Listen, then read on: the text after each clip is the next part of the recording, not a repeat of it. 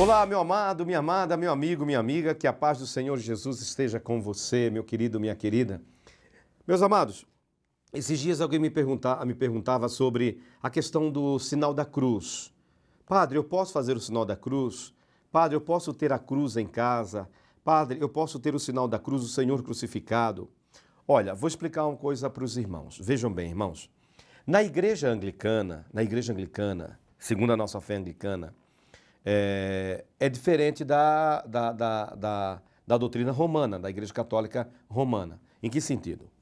O anglicano, ele pode ter o sinal da cruz em casa? Sim, ele pode ter. Ele pode ter a imagem do Senhor crucificado em casa? Sim, ele pode ter. Com uma condição. Sabendo que aquela imagem é apenas um sinal, um símbolo, nada mais, ok? Nada mais.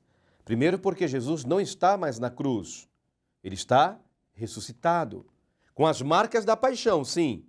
No Evangelho de João, capítulo 20, Jesus, no segundo domingo após a sua ressurreição, ele aparece aos discípulos na primeira aparição, no primeiro domingo, no domingo da ressurreição. Diz a palavra de Deus que Jesus, quando apareceu ressuscitado, Tomé não estava com eles. No segundo domingo, sim, Tomé estava com eles. E Jesus, quando aparece ressuscitado, glorioso, Jesus se dirige a Tomé e diz: Tomé, toca nas minhas mãos, toca nos meus pés, põe o teu dedo aqui e vê a ferida aqui, olha, a marca da ferida do coração, o coração de Jesus que foi traspassado pela lança do soldado romano, capítulo 19 do Evangelho de São João. Então, nosso Senhor, ele tem as marcas da paixão. Então, nós podemos, segundo a doutrina anglicana, nós podemos ter uma imagem da cruz, uma imagem do Senhor Jesus crucificado? Sim. Como eu falei, com uma condição. Crendo, tendo a consciência de que Jesus não está mais na cruz. Ele está ressuscitado, ele está vivo, ele é o Senhor, com as marcas da paixão, sim. Nos pulsos, nas mãos, nos pés, no seu lado, ele tem as marcas da paixão. Existe até um hino muito bonito, um louvor bonito, que fala justamente isso. O homem das mãos furadas está passando por aqui, está passando por aqui, está passando por aqui. O homem das mãos furadas está passando por aqui. Quem é este homem das mãos furadas? Jesus de Nazaré. As mãos que foram furadas pelos cravos naquela cruz do Calvário.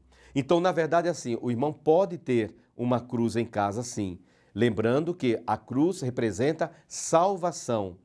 É claro que Jesus sofreu na cruz, Jesus, ele padeceu na cruz, mas a cruz, que era um sinal de desonra, era um sinal de vergonha. Por quê? Um judeu morrer no madeiro da cruz era a pior vergonha, ignomínia que poderia acontecer na vida de um judeu, porque ele estava morrendo sob as leis romanas, as leis pagãs, porque a morte, segundo o judaísmo, era por apedrejamento, lapidação. A crucifixão era uma lei romana, pagã, romana, do Império Romano, o Império Opressor. Então Jesus, ele assumiu toda a vergonha do ser humano, do pecado, ele assumiu toda a ignomínia, toda a vergonha do ser humano na cruz do Calvário. Então, quando nós temos o sinal da cruz, ou quando fazemos o sinal da cruz no início das nossas celebrações, das nossas orações, o que queremos lembrar? Queremos lembrar justamente o que está escrito em Colossenses capítulo 2, no versículo 14. Tendo cancelado, quem cancelou? Jesus. Tendo cancelado o escrito de dívida, que dívida? A dívida que Adão e Eva fizeram lá no paraíso. A desobediência, a transgressão. Eles tinham uma dívida com Deus. E Jesus pagou essa dívida com a sua obediência. E obediência até a morte e morte de cruz. Por isso que Deus o exaltou e lhe deu o nome que está acima de qualquer outro nome, para que ao nome de Jesus se dobre todo o joelho no céu, na terra e nos infernos. Tendo cancelado o escrito de dívida, que era contra nós, e que constava de ordenanças, o qual nos era prejudicial, removeu inteiramente, encravando na cruz.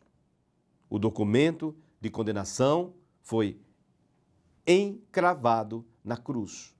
Então, quando nós temos o sinal da cruz, quando nós fazemos o sinal da cruz, Por isso que o sinal da cruz não pode ser feito de qualquer maneira, não, ou de maneira supersticiosa, não. O sinal da cruz deve ser feito com toda a devoção, com todo zelo e respeito, porque quando nós fazemos o sinal da cruz, o que estamos proclamando? Que nós cremos que Jesus está morto? Não, ele está vivo, aleluia, glória a Deus, ele é o Senhor. Mas quando fazemos o sinal da cruz, ou temos o sinal da cruz em nossa casa, no trabalho, queremos lembrar justamente o que está escrito em Colossenses 2, versículo 14, tendo cancelado o escrito de dívida que era contra nós. O diabo tinha um documento que estava reivindicando que nós éramos dele, nós deveríamos ser dele, pela desobediência dos nossos pais. Mas Jesus, ele cancelou este documento de condenação na cruz do Calvário. Então, para nós anglicanos, nós podemos ter o sinal da cruz, claro, mas lembrando o sinal da cruz, até mesmo o Senhor crucificado, mas lembrando que ali é apenas um sinal, sobretudo a imagem do Senhor Jesus crucificado, ali é apenas um sinal. O ideal seria realmente a cruz vazia. Por quê? Porque ele não está mais na cruz, mas nós também aceitamos e de maneira alguma nós pedimos para que os irmãos quebrem a cruz de maneira alguma, porque devemos ter respeito por esse sinal, porque na cruz do Calvário o Senhor comprou a nossa salvação, a minha e a sua. Então toda vez que nós olhamos e vemos o sinal da cruz, nós lembramos, foi na cruz que Jesus nos salvou e a nossa alma se tornou mais alva do que a neve. Então na fé anglicana você pode sim ter o sinal da cruz, iniciar suas orações com o sinal da cruz, lembrando que o sinal da cruz é sinal de vitória, não de morte, não de destruição, mas de vitória em Cristo nosso Senhor. Amém? O mais importante é ter essa consciência que o Senhor Jesus encravou esse documento de dívida, de condenação contra mim e contra você.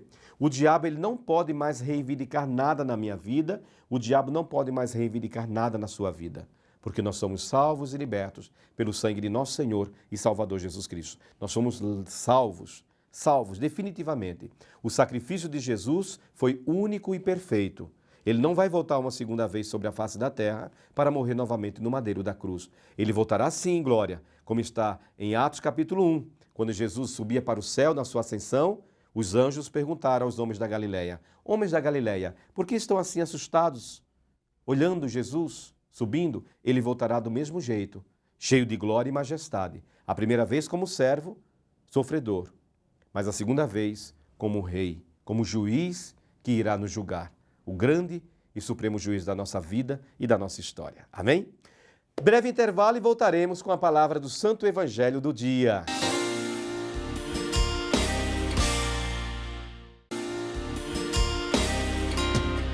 Olá, meu amado, minha amada, estamos de volta aqui na Rede Paulista com o programa Jesus Leão de Judá. E mais uma vez quero lembrar você, meu amado, minha amada, que durante o mês de março nós continuaremos com o mesmo horário lá no Clube Nacional das Santas Eucaristias. Toda segunda, toda sexta, 19 horas, no Clube Nacional em Jundiaí, Santa Eucaristia de cura, libertação, adoração a Deus, de Deus Todo-Poderoso, tá bom? Mas, após a Semana Santa, iniciaremos uma nova etapa na Associação Leão de Judá, na nossa Igreja Anglicana. A Santa Eucaristia passará, após a Semana Santa, passará a ser celebrada domingo, 9h30 da manhã, Eucaristia de cura e libertação. E na quarta-feira, às 19 horas, tá bom? Então, isso em abril, a partir de abril, depois da Semana Santa. Vamos agora para o Santo Evangelho, irmãos. É o Evangelho de São João, no capítulo 8, versículo 21 ao versículo 30. Evangelho segundo São João, capítulo 8, versículo 21 ao versículo 30. De outra feita, Jesus falou, dizendo: vou retirar-me, e vós me procurareis, mas perecereis no vosso pecado. Para onde eu vou, vós não podeis ir.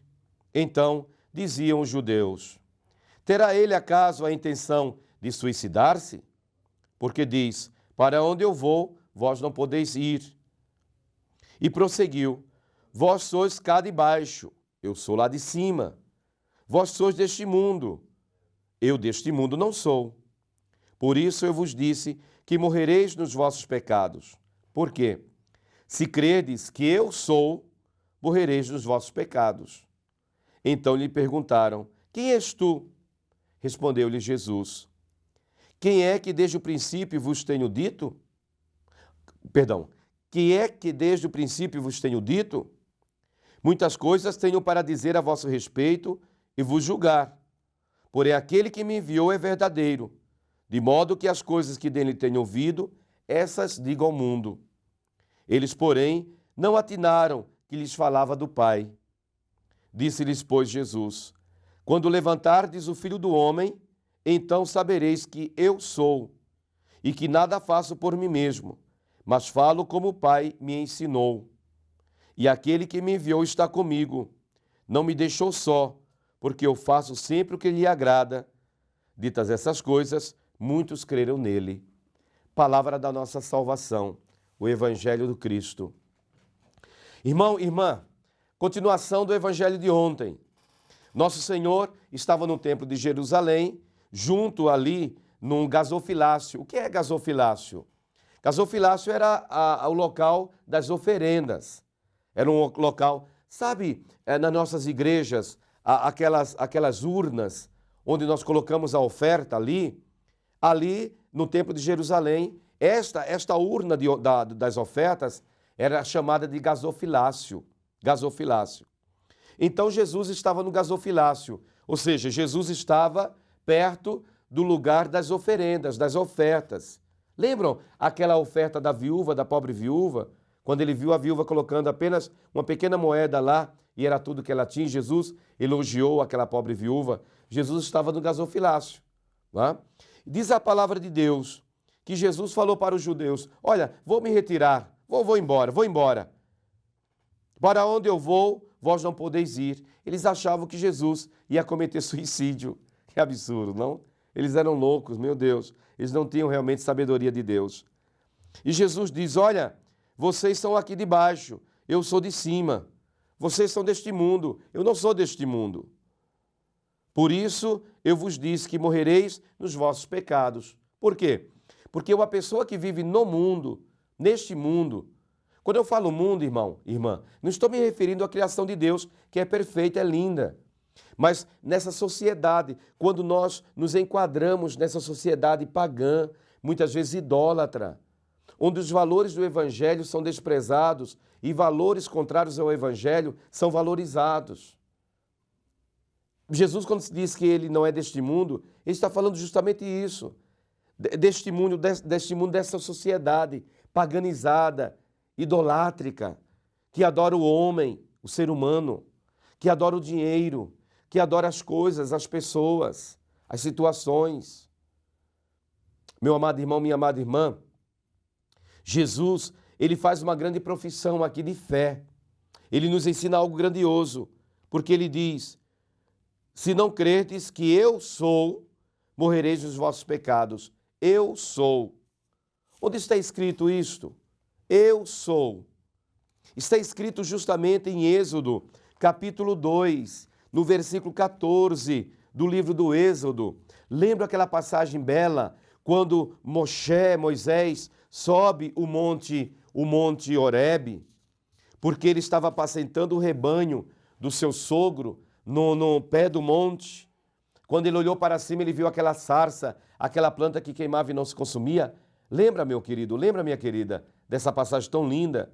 Era a teofania. O que é teofania? Teofania significa manifestação de Deus, revelação de Deus. Theos é Deus em grego. Teofania, manifestação de Deus. Ali estava acontecendo uma grande teofania, uma manifestação de Deus. Deus estava se revelando no meio daquele fogo. E diz a palavra de Deus no capítulo 3, no versículo 14, porque Moisés, ele questionou Deus. Ele disse: Deus, quando eu voltar para a terra do Egito, os hebreus vão perguntar: qual é o nome desse Deus? Por quê? Os hebreus não conheciam a Deus. Eles adoravam o Deus de Israel, o Deus de Canaã, mas eles estavam longe. Eles ficaram 430 anos escravos na terra do Egito. Eles não conheciam a Deus profundamente. Eles guardavam ainda a fé, sim, mas Eles não tinham aquele conhecimento profundo da fé no Deus de Israel, no Deus de Abraão, Isaque e Jacó, o Deus que se revelou a Abraão, o Deus de aliança. Tanto que eles fizeram o bezerro de ouro, Êxodo 32.